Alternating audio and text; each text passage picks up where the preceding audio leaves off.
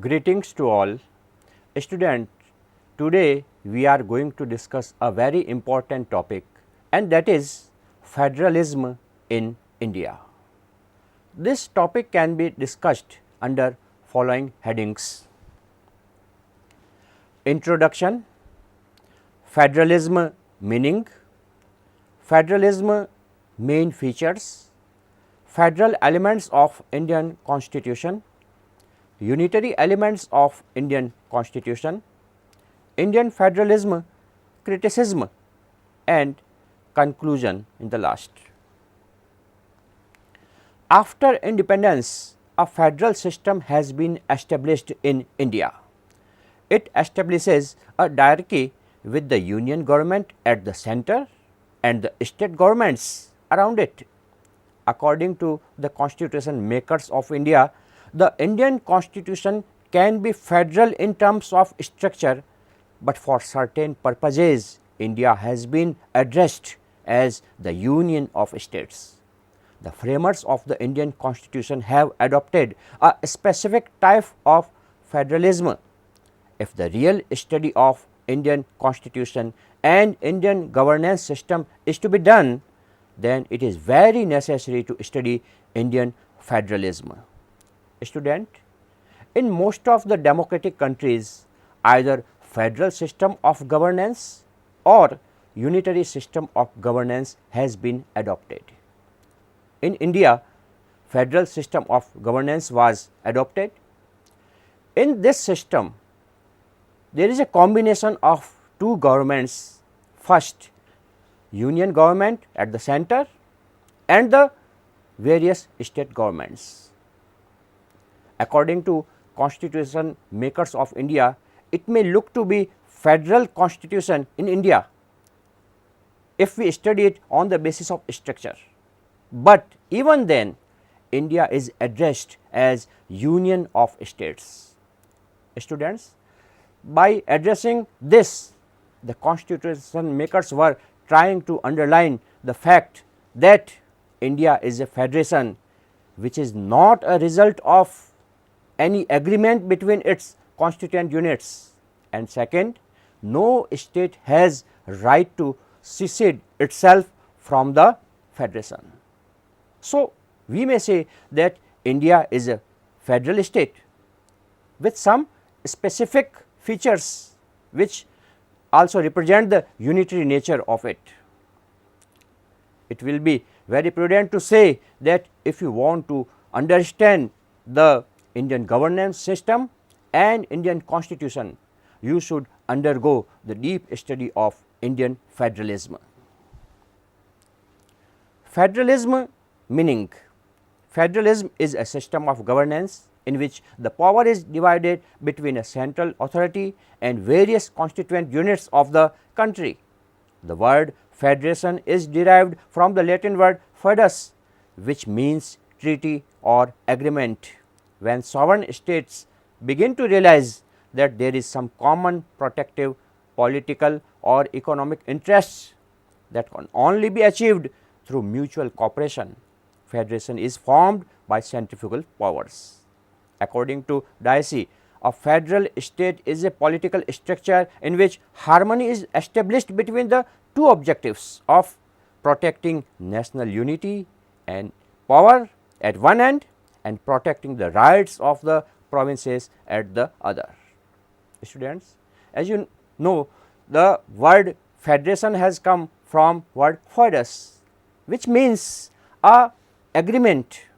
Yes, the main basis of formation of federation is agreement between its constituent states. When they feel that some common objectives can only be achieved when they are formed in a form of nation, then they ally with each other and form a federation.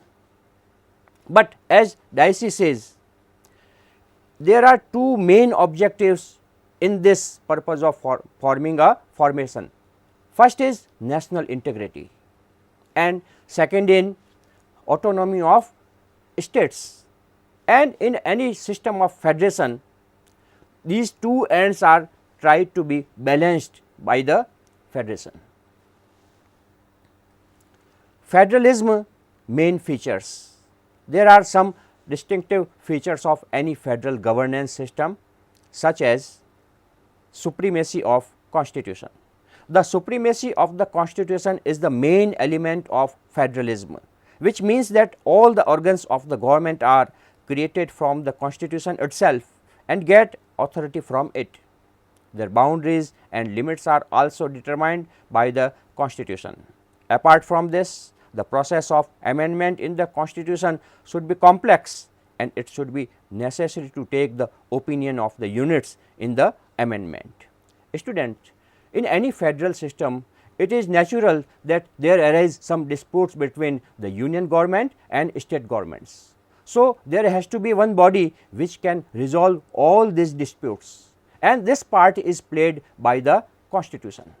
Yes, the constitution should be in the superior position. The union government and all the state governments should obey this, and they should not violate the limits which have been set by the constitution. All the organs of the government, I mean the legislature, the executive and judiciary, gets their powers and direction from the constitution. Apart, there should be a complex method for amendment in the constitution, which should not only be based on the will of the union government, but the opinion of the state governments also. Second, division of powers. Under the federal system of governance, powers are divided between the center and the units, and this division is done in such a way that both the completely independent in their respective areas, and at the same time they are allies of each other, not one subordinate to the other. Residuary powers are given to the center or units. Student, as we know, in federalism, the union government and the state governments share equal rights, equal status. They are not dominating each other, they are in cooperative mode, and to follow this spirit, powers are divided between union government and the state governments, and for this a constitution is made. All the plan of division is described in detail, and residual powers, the residual powers are those powers which are not mentioned in the provisions, are given either to union government and in other systems to the state governments also. Independent judiciary. In a federal system, the court is supreme as well as independent. The fair court is supposed to control the federal governments.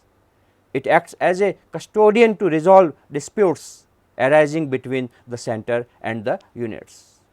Students, as we talked, there is Supreme Court to resolve all the dispute between the union government and the state governments. But how can it be possible? Yes, only when the Supreme Court is independent and free of any pressure. Only a fair court can play the part of a custodian for resolving the disputes. So, independent judiciary is a prerequisite for federal system of governance. Existence of bicameral legislature. There are two houses of the legislature under the federal government system. It consists of an upper house and a lower house. Generally, the upper house represents the states. Such representation can be on the basis of equality or on the basis of population. Students, in federal system of governance, we see two houses of legislature. You may think why there is need of two houses. Yes, one house represents the states, and this representation can be equal. I mean, all the states are given equal representation, or it can be unequal, and for this any base may be chosen, for example, the territory or the population or any other basis. Coexistence of two types of governments, laws and officials. The existence of two types of government under the federal system, central government and state government, two types of laws, the laws made by the center and the laws made by the state, and two types of officers, the officers working under the center and the officers working under the states can be seen. Students, in federal system of governance, these dual existence of officers or laws or form of governments are visible, because the basic theme is union government and state governments are in cooperative mode. They have to enjoy the equal status regarding each other, and that is the reason that these dual system coexist in federal system. Two types of citizenship. Dual citizenship is often found in the federal system, where every citizen is a citizen of his state as well as a citizen of the whole country. For example, in the United States of America, every citizen is a citizen of his state as well as a citizen of the United States of America. Students, dual citizenship also represents the equal status of the union government and the state government. When matter comes to the providing the citizenship to the citizens, he gets two citizenships. One, he is citizen of his own state. At the same time, he represents the citizenship of his own country. So, this may be also seen as an effort to give an equal status to both the union government and the state governments. Federal elements of Indian Constitution. Students, now we have seen what are the specific features of a federal governance system. Now the question comes, if we talk about or if we debate about the federal governance system of India, can it be called a federal system or is it a quasi federal system? So, now move on to the features of Indian Constitution, which decides whether it is a federal or it is a quasi federal or it is a pure unitary system. Indian Constitution has all those elements which are found in the other federal constitution, such as division of powers. Like other federal constitutions, the Indian Constitution also provides for the division of powers between the union and the states. This division is triplet in nature. 3 lists have been made in Schedule 7, in which the jurisdiction of the center and the state has been defined. These lists are union list, state list and concurrent list.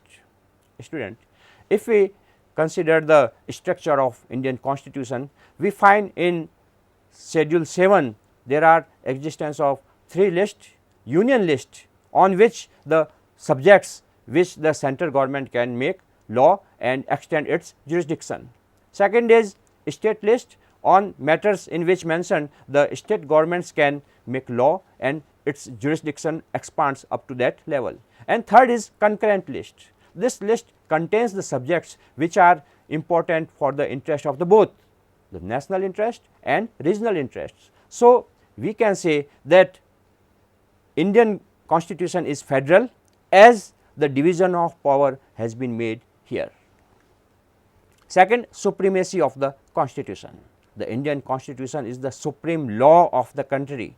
Neither the central and state governments nor citizens or other social institutions can violate the provisions of the Constitution. Both the central and state governments derive their respective powers directly from the Constitution. Both the central and the state governments cannot encroach on each other's territory and both follow the limits imposed by the Constitution. Students, yes, Indian Constitution is the supreme law of the country. Central government as well as state government has to follow all the limits and provisions while performing their functions. They neither can encroach either the territory nor violate the limits set by the Constitution. And if it happens, there is one body which I called Supreme Court. Free judiciary. The Constitution of India, like all other constitutions, establishes an independent and impartial court as the Supreme Court. It not only protects the rights of citizens from executive or legislative tyranny, but also resolves disputes between the center and the states. The Supreme Court of India has the power of judicial review. Students, the Constitution of India establishes a independent court as Supreme Court of India, and which is in pyramid form if we look at the whole nation. Yes, the Supreme Court has got one important power, and that is power of judicial review. In this power, the judiciary can review the actions taken by the executive and laws passed by the legislature, and if they are not found in the contradiction with the Indian Constitution, they can be declared unconstitutional and they can be dismissed. So, it is very important power of Indian judiciary system, and that is the importance of independent judiciary for federalism which prevails in India. Written and rigid constitution. Like other federal constitution, Indian Constitution is also written. It has 25 parts, 448 articles and 12 schedules. The basic reason for the expansion of the Indian Constitution is that it has detailed mention of those things which have been left to convention in other federal constitutions. The process of constitutional amendment in India is a mixture of rigidity and flexibility. Changes in the fundamental law of the country can be possible only with the cooperation of the parliament and the state legislatures. Yes, students, as we talked earlier, for a federal system of governance, there has to be a constitution that is in written form, because only the written constitution can give the clarity about the provisions which have to be followed by the union government and state governments. And Indian Constitution has all the mention about the center state relations, judiciary and all other systems. That is why its size is very large. Also, the process of amendment in the Constitution is very complex, and that has been kept complex deliberately, because the fundamental law of the country can only be amended with the opinion and active participation of state legislators, and this is that called that Indian Constitution is flexible as well as rigid constitution. Unitary elements of Indian Constitution. Students, up to this point you may have developed the opinion that Indian Constitution is federal in nature, but have you seen the other side of the coin, and that is unitary features which are present in the Indian constitutions. Yes, now we are going to have a look on those features which represent the unitary nature of the governance system. There are many unitary elements in Indian Constitution, such as first, distribution of powers in favor of the center. From the study of central list, state list and concurrent list prepared for the distribution of subjects between the center and the states, it can be known that all the important subjects have been kept in the central list, and also the number of subjects in the central list is more. Students, as we talked, Indian Constitution divides the power between union and the state governments, but if we have a look on all those lists which have been prepared for this distribution, you can see that all the important topics or subjects like defense, like foreign affairs, like atomic energy, like railway system have been kept in the union list. If we see the number of the subjects which have been kept in this list are 100 in number. On the other side, if you look at the state list, it has only 61 subjects on which the state government can make law. In concurrent list also, there is a provision that if there is any dispute between the territory of the jurisdiction of the central government and state government, the supremacy of the union government will be mentioned. So, you can say that there is a division of power, but we have to say at the same time that this division of power is in the favor of union government, and it is a specific function or features of the union system, unitary system of the governance. Second, single citizenship. Residents of India have only one citizenship, and that is Indian citizenship. Students, we talked earlier that generally in federal system of governance there are two citizenship of its citizens, but in India it was not followed. Constitution makers only mentioned one citizenship, because I think they were worried about the national integrity at that time of independence. One constitution. In India, instead of having separate constitutions for the union and the states, the same constitution is applicable for the whole country. Students, in pure federation system there are many constitutions, one for union government and state governments hold their own constitution, but in India only one constitution has been made, and that has to be followed by the union government and state governments. Integrated judiciary. Unlike other federal systems, India has a unified judiciary with the Supreme Court at its apex. The other courts under the Supreme Court are organized in the form of a pyramid. Students, if you see the system of judiciary and the formation of judiciary in India, you see that Supreme Court is at apex of that pyramid, which is made as the high courts at the state level and district courts at district level. So, it is an integrated structure, not the union government is having its own court or the state governments are having their court. Beside that, they are in a form of pyramid. Unitary rule in times of crisis. In the Indian Constitution, the President has the right to declare emergency through Articles 352, 356 and 360. At the time of crisis, the state does not remain an autonomous unit and becomes a part of a unitary state. Student, in the time of crisis, if you see in the Indian constitutions, the President of India can impose or use some articles to handle the situation. First is Article 352. If the President feels that there is any threat to the unity of integration of India and it is necessary to take action, that he can take action under the Article 352. Article 356, if President feels on the reports given by the governor or other measures that the state government cannot function according to the constitutional provisions, that emergency can be imposed in that state through Article 356, and Article 360 deals with the financial crisis.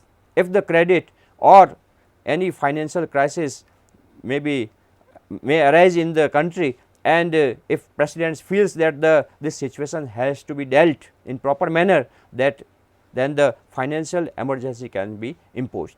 Though this type of situation has not arisen in India and we have not faced the Article 360, but there are provisions in the time of crisis. And what happens in that time? State government loses all its jurisdiction over the state list which it has got, and it has to work as a unit of union government. Changes in the boundaries of states by the union. In India, the parliament has the right to separate its territory from a state or to create a new state by combining two or more states, to increase or decrease the area of a state or to change its boundaries and name. Students, you know that in India the most of the states have been formed on the basis of language or the culture or any other factors, and it may be possible that in coming times it may be felt that the restructuring of the state is necessary, but you may see it interesting that the right of changing its territory or between two states by mutual cooperation and understanding is not possible. State can only request to the union government for such change of name or territory or any other changes, and everything has to be done by the union government. Unequal representation of states in Rajya Sabha. In India, all the states have been given unequal representation in the Rajya Sabha, the upper house of the parliament, based on the population of the state. Students, if you see the composition of the Rajya Sabha, the upper house of legislature in India, you see that the equal representation has not been given to the states. At one end, Uttar Pradesh has got 31 seats for Rajya Sabha, whereas Goa and Mizoram, which are less in population, have given only 1 seat in Rajya Sabha. So, you may see that the representation in the Rajya Sabha is not on the equal basis, but on the basis of population. This is also a feature of unitary system of governance. The center is powerful even in peace time. Even in time of peace, the central government works while being more powerful than the state governments. For example, the Rajya Sabha can make laws on any subject in the state list. Student, we can see that the union government is powerful in the time of even peace. For example, we have seen that the subjects in the state matters can only be discussed by the states only, but if it is found in the national interest, the Rajya Sabha can, by passing the 2-3 resolution of the Rajya Sabha, it can make laws on the state list also. So, this is a feature which indicates that the Indian constitution hold many features of unitary system of governance. Appointment of the governor by the president. The governor of a state in India is appointed by the president and holds office during the pleasure of the president. Student, we know that there is a governor which is constitutional head in the state governance system, but interesting thing to know that this governor is responsible to only to the president of India. He works, he observes and perform all his activities in the state, but he is not responsible to that government. He is responsible to the president of India, who represents the government of India. So, that is also a unitary feature of the Indian constitution. 10th, the supremacy of the center in the constitutional amendment process. Most parts of the Indian constitution can be amended only by a simple majority of the parliament. No proposal can be made by the state to amend the Indian constitution. Students, we know that in India, Indian constitution can be amended by 3 methods. First is simple majority, second is special majority, and third is special majority with the opinion of the half of the legislatures of the states. But interesting thing is to know that most part of the constitution can be amended with only the simple majority. Besides this, state cannot take initiative to propose any amendment in the Indian constitution. This right has been reserved for only the union government, and it is a unitary feature. Some other unitary elements: the states in India are financially dependent on the central government. Yes, students, there is a finance commission which allocates the fund to the states. Comptroller and Auditor General of India, this person not only audits the accounts of central government, but also the state governments also. National Election Commission, which holds elections for states also. All India administration in relation to law and administration, etc. Yes, the all India services are working in the states, but they are responsible to the central government. All these things represent a unitary system of government. The central government takes the help of zonal councils, interstate councils and similar institutions to resolve disputes between states. Yes, students, the central government takes all initiatives to resolve the disputes which arise between two states. So, this is also a representation of unitary system of governance. It is clear from the above discussion that a sufficient amount of unitary elements are also present in the Indian federal system. Indian federalism criticism. On question of whether India is a federal or quasi-federal in nature, critics have different views. This debate can be divided into two parts. A. Constitutional criticizers. This criticism is based on elements found in the constitution. According to K.C. Hoover, the Indian constitution is quasi-federal. India is basically a unitary state with some federal features.